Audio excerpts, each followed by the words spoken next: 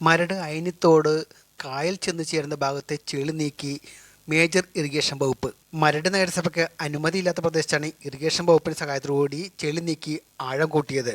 Operation വാഹിനി എന്ന പദ്ധതിയിലൂടെയാണ് irrigation വകുപ്പ് ആഴം കൂട്ടുന്നത്. 2 വർഷം മുമ്പ് വരെ ചെറിയ മഴ പെയ്താലും വെള്ളക്കെട്ട് ഉണ്ടാകുന്ന പ്രദേശമായിരുന്നു അയനിത്തോട്. വീടുകളിൽ വെള്ളം കയറുന്ന മൂലം തറകൾ ഉയർത്തി പല വീടുകളും ഈ പ്രദേശത്ത് വെള്ളക്കെട്ട് രൂക്ഷമായിരുന്നു. മരട് നഗരസഭ കയ്യേറ്റങ്ങൾ ഒഴിപ്പിക്കുകയും തോടിന് ആഴം കൂട്ടിയും നീരൊഴുക്കിന് തടസ്സമാകുന്ന ഭാഗങ്ങളിൽ ഗതി മാറ്റി പൊക്കം കുറഞ്ഞ കൽവെട്ടുകൾ മാറ്റി ഉയർന്ന കൽവെട്ട് നിർമ്മിക്കുകയും ചെയ്തതോടുകൂടി ഇവിടുത്തെ വെള്ളക്കെട്ടിന് ശാശ്വതമായ പരിഹാരമുണ്ടായത്. മേജർ ഇറിഗേഷൻ വകുപ്പിന്റെ സഹായത്തോടുകൂടി ആഴം കൂട്ടിയോടെ നീരൊഴുക്ക് സുഗമമായി. അയനിത്തോട് ആഴം കൂട്ടൽ പ്രവർത്തനത്തിന് major irrigation executive engineer Libi P Markose, executive engineer Aarda Sukumaran എന്നിവരുടെ നേതൃത്വത്തിലായിരുന്നു. മരട് നഗരസഭാ ചെയർമാൻ ശ്രീ ആന്റണി ആശാമ്പറമ്പിന്റെ നേതൃത്വത്തിൽ കൗൺസിലർമാരും പ്രസ്തുത ജോലിയിൽ സന്നിധരായിരുന്നു.